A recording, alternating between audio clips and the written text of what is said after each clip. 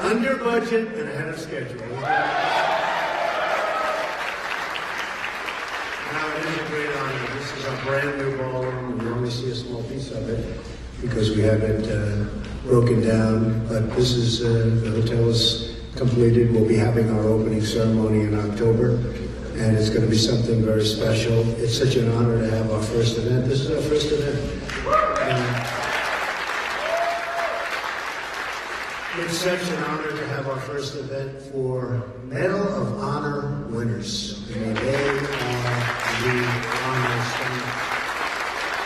To get so many endorsements from the Medal of Honor winners is incredible, and I look forward to spending a lot of time with them.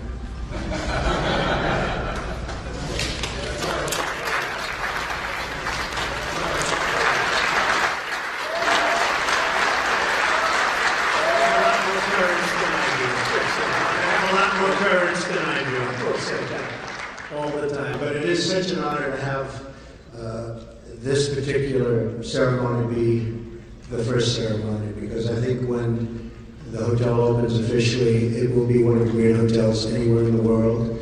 And I want to thank the GSA General Services. They are incredible. These are tremendously talented people. All of the workers, all of the construction folks, all of the managers, the hotel staff.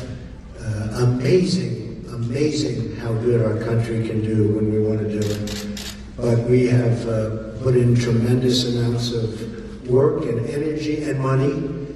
And I really believe, I said this will be the best hotel in Washington. I think it may be one of the great hotels anywhere in the world. That's the way it goes on. So really honored that this is our first event.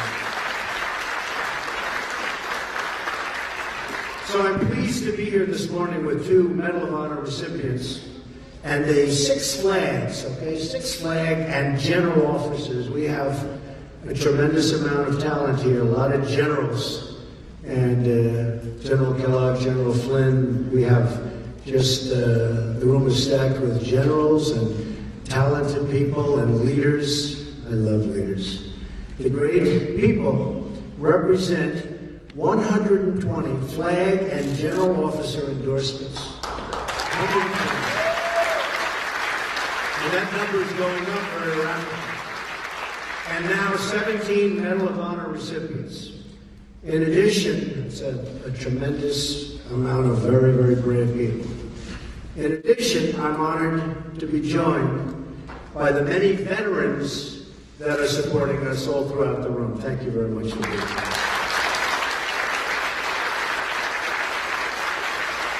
I'm also honored to have a Gold Star wife, Jane Horton, here. And Jane is with us this morning. Jane, where is Jane? Please stand. Thank you, Jane. Thank you.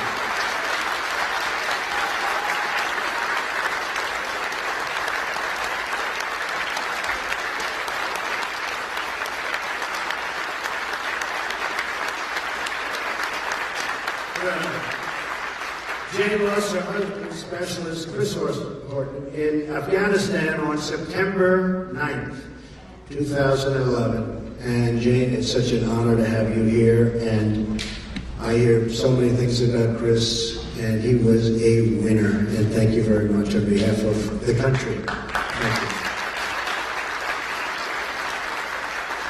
you. It's incredibly humbling to be in the company of these real and true heroes. I have the privilege to introduce our first Medal of Honor recipient, Mike Thornton.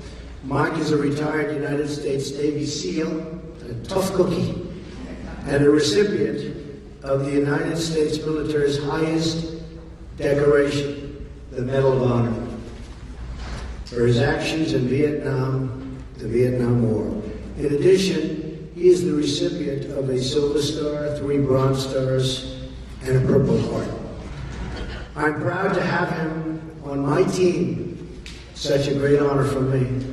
And also fellow recipient Bob Patterson, who likewise has the Medal of Honor, who is also here. We have 17 Medal of Honor recipients. and they've all endorsed me for President of the United States. And I have been endorsed by generals, and many of the generals have become very good friends of mine. We seem to have a very good chemistry together. But even the generals admit there is something very special about Medal of Honor recipients. So, Mike, if I might ask you to just say hello, come up, say a couple of words, and thank you very much for being here. Ladies and gentlemen, stop. Don't even know that. This is all about get the word out there. I have known Mr. Trump since 1986, and when it wasn't fashionable to support the military in 1986, some great people like Donald Trump and Zach Fisher, and then we bought the USS Intrepid there, and he supported us back in that period of time.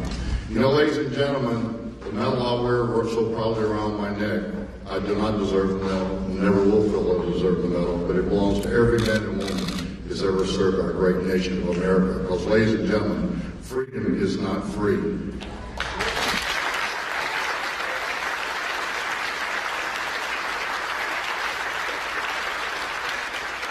Right now, today is the most trying time in my life, which life is very short. I've been around for almost 70 years.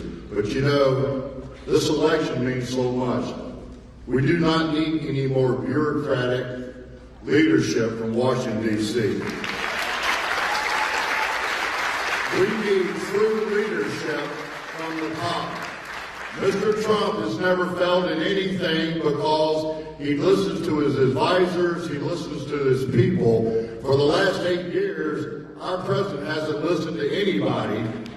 And that's the reason why we lost CIA directors, we've lost Secretary of Defense, and many, many general officers have dropped out or resigned because of his leadership. We cannot stand for 4 more years of leadership like that. We need somebody who's going to lead from the front like Donald Trump.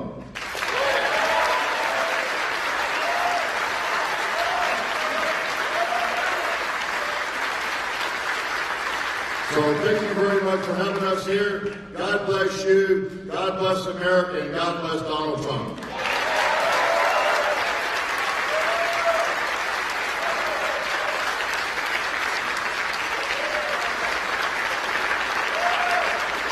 Let's introduce Bob Patterson, my good friend for 45 years. The Army's better.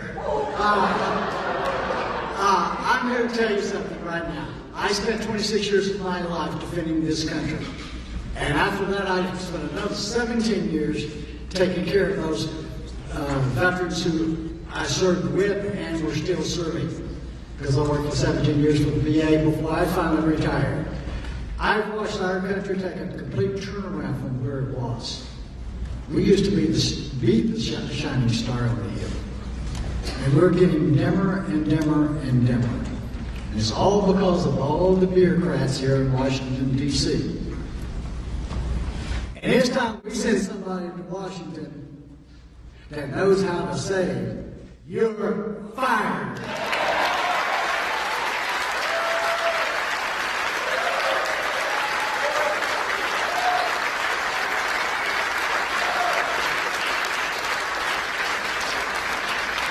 The gentleman I'm going to introduce is Major General Zapanta. He is the CEO and President of the United States Mexican Chamber of Commerce based here in Washington, D.C.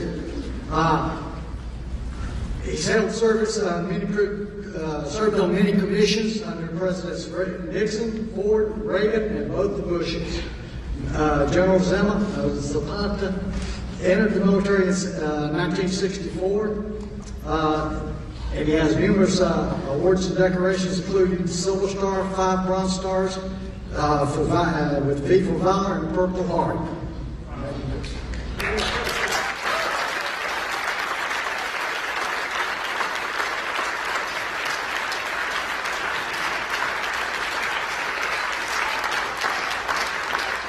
What Bob just did to me, he made me older than anybody else.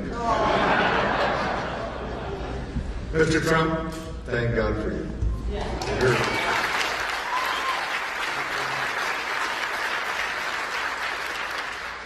You know, being a Vietnam veteran and serving all the way through the Iraq and Afghanistan war in the Department of Defense as the chairman of the Reserve Forces Policy Board, for half of the military that we deployed to that region 15 years ago, and we're still there, were National Guard reservists. And when they came home, they couldn't use the VA because they were not veterans, because they were still part of their reserve and National Guard unit. I know the next President of the United States, Donald Trump, will fix that.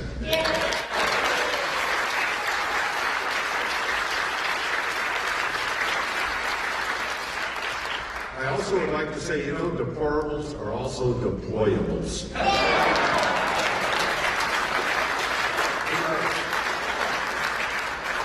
Ladies and gentlemen, it is an honor for me to be here in supporting the next President of the United States, who will lead from the front, who has the kind of leadership that we need, is not afraid to make that decision. Ladies and gentlemen, I'm really honored to be with Donald Trump, and I'm all with you.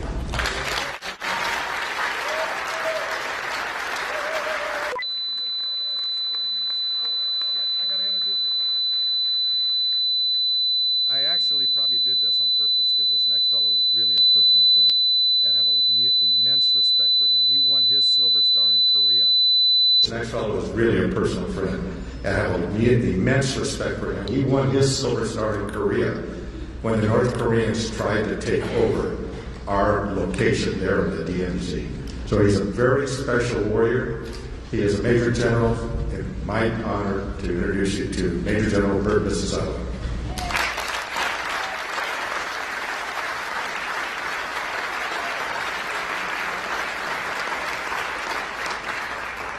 Thank you, Al. We do go way back, but I don't really go back to the Korean War. That's indeed where I award the Silver Star. After 40 years of serving this nation in uniform and 4 combat deployments, I've become convinced that our nation needs a multidisciplinary interagency approach to defeat our enemies and to secure the long-term fruits of victory. In essence, what we need is some fresh thinking, innovative approaches, and strong leadership. It's been my privilege to have spent some quality time with Mr. Trump on and off the campaign trail over the past few months. And I have been extremely impressed with this gentleman's stamina. And if any of you were privy to his schedule, you would be totally amazed at what he has been able to do.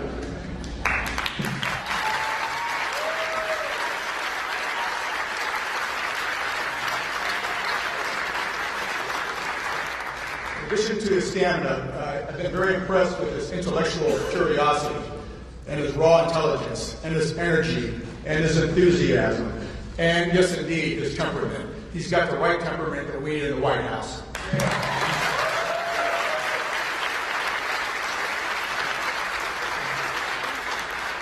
But the thing that I've been most impressed with is his absolute love for the men and women in uniform and the support he's going to give them from the White House.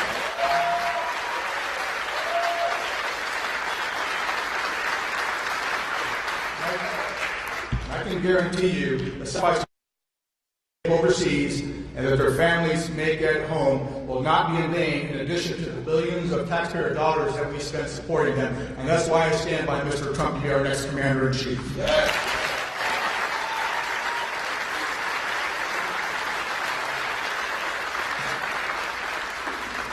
Now it's my pleasure to introduce a fellow comrade of arms, Admiral Don Warren. He's a Naval Academy graduate in the class of '74. He commanded a guided missile frigate, a destroyer squadron. He was an executive assistant to our naval commander of Naval Forces Europe, and he ended a brilliant career as a deputy director for strategic plans and policy, and he covered Russia, Africa, and NATO. So, my pleasure.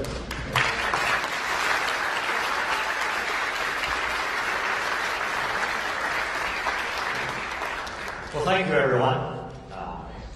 We are a group of national security professionals who dedicated our lives to the security of our nation, as deplorable as we are. We are not a political group, but we are a national security group that has chosen to support a political candidate. The series of discussions you've all listened to Mr. Trump have deal with national security. National security is not solely about the military. It's comprised of many facets: defense, diplomacy, development, economic security, energy security, border security, cybersecurity, homeland security. The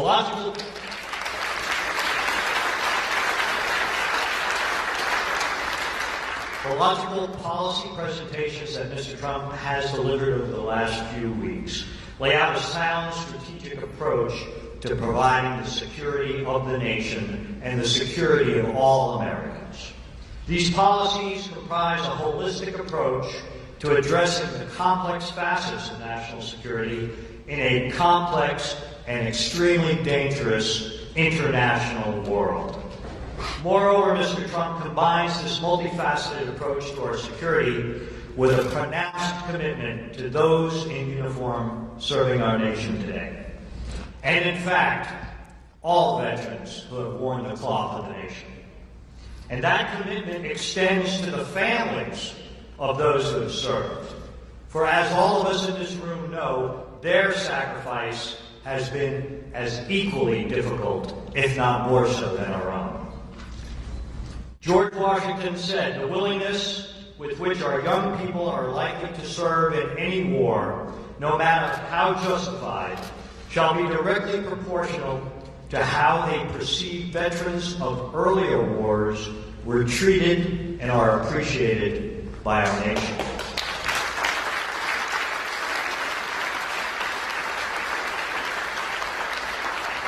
Mr. Trump has embraced those words of our first president.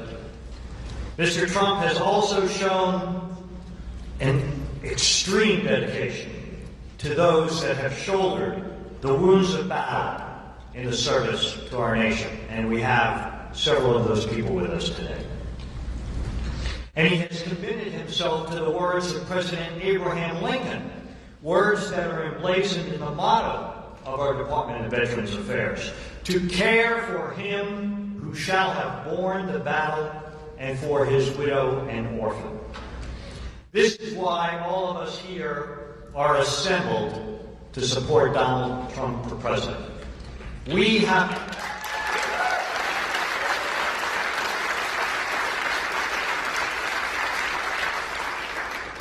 lived national security for a large part of our lives. We understand how a strong economy, cooperative governance, combined with skilled diplomacy, sound energy policy, sound alliances, and a united American public, all defended by a well-trained, appropriately funded, fully committed, and technologically unsurpassed military, come together to make America strong and make the world a safer place.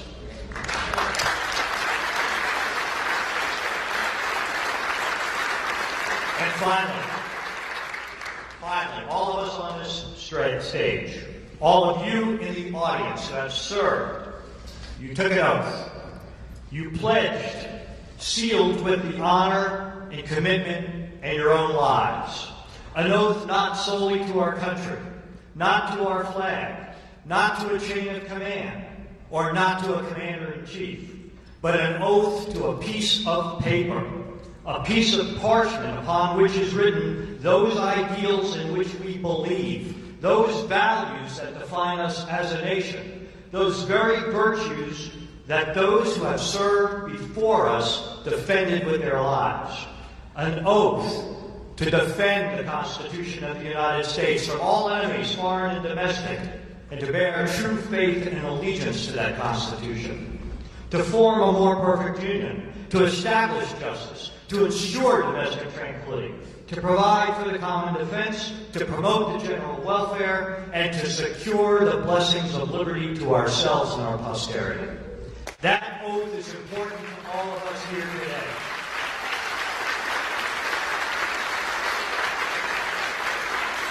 That oath remains the cornerstone of our lives long after we have taken off the uniform. That oath is important to Donald Trump. And he, in fact, will take that very same oath on January 20th, 2017.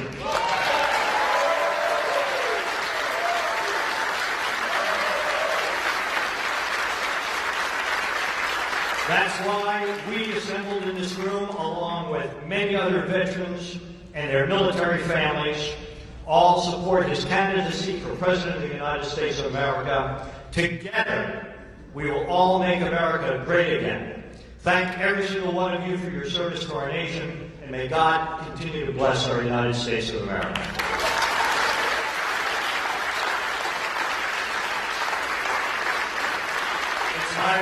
It's my pleasure now to introduce Lieutenant General Tom McInerney, a West Point graduate, but we won't hold that against him. Commissioned as second lieutenant in the Army, he then joined the Air Force, completed pilot training, and went on to a long, distinguished military career, including Assistant Vice Chief of Staff, Headquarters, U.S. Air Force. His awards are numerous, including the Distinguished Service Medal, Defense Superior Service Medal, Legion of Merit, Distinguished Flying Cross, Bronze Star, a true good American hero, Tom McInerney.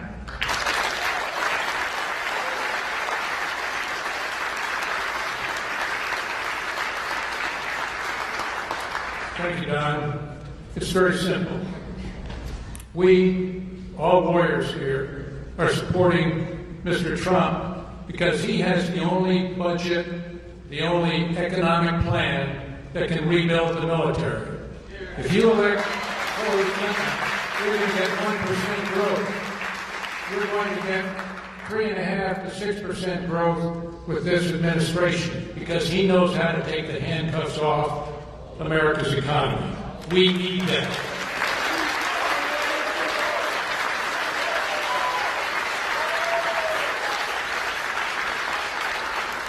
Make it very clear to the American people there is only one candidate that can rebuild the United States military and make us great again.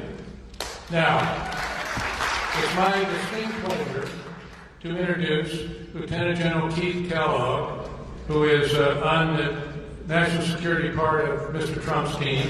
He's joining the transition team for defense and VA affairs. Keith had 2 tours in Vietnam, the 101st Airborne Division, and then with Special Forces. He has a very distinguished career, culminating in the commander of the 82nd Airborne Division, the All-American Division, and finally finishing up as a J6 in the Joint Staff because the chairman wanted a warrior. Keith is a warrior. God bless you, Mr. Trump, and God bless America. Keith Kellogg.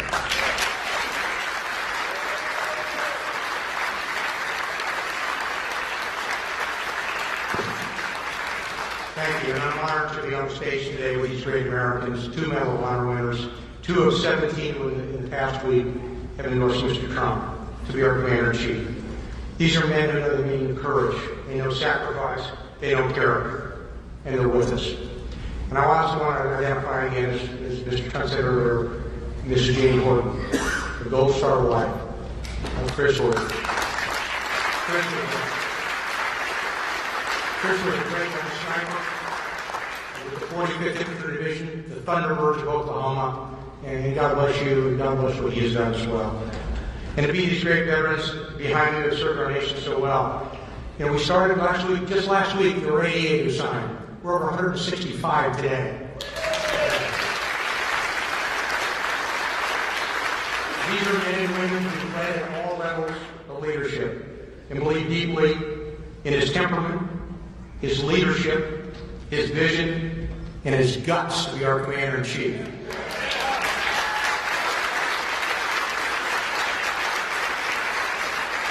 For those of you watching, let me tell you a little bit about the people who support him, the people behind me, and the people who are not here, and to the millions of Americans who hopefully are watching. These are commanders who fought in Afghanistan. They fought in Iraq. They fought in Mogadishu. They fought in Panama. We have leaders who have been wounded fighting for this nation. We have leaders who hunted down Saddam Hussein. And one of the commanders we have on our team hunted down and killed Pablo Escobar, the Colombian drug lord. we're in the middle of a change election. It's really quite simple. To those of you here today, to those of you listening out there, to those of you watching, if you want to keep the status quo with all its failures and promises more of the same, then you know where you can go. Or if you want to move forward with courage, be what we can be, what we should be, and what we will be, then you will elect Donald Trump to be President of the United States of America.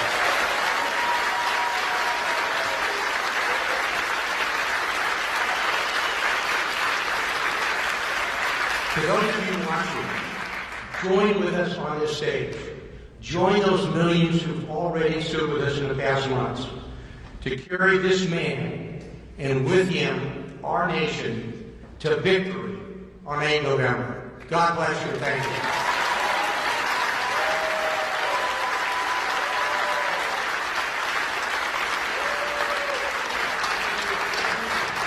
Okay, without further ado, the first thing you're here to see and here to listen to, the next President of the United States, Donald J. Trump.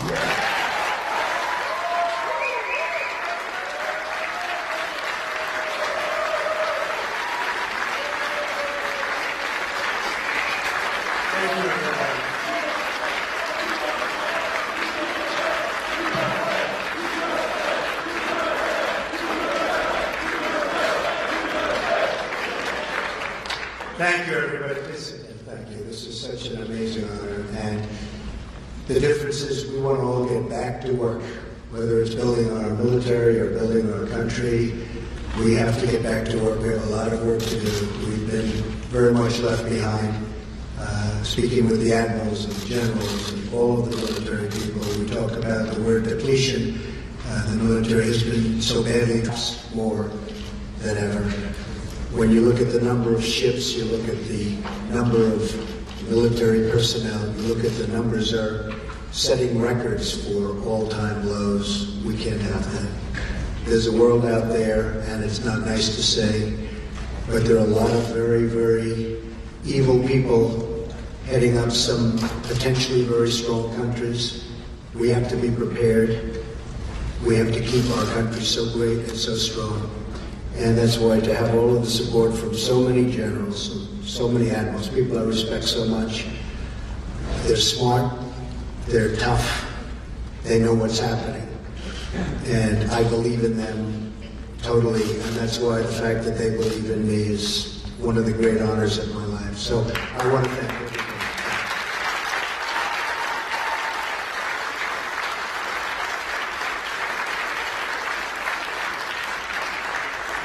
Not to mention her in the same breath, but Hillary Clinton and her campaign of 2008 started the birther controversy. I finished it. I finished it. You know what I mean? President Barack Obama was born in the United States, period. Now we all want to get back to making America strong and great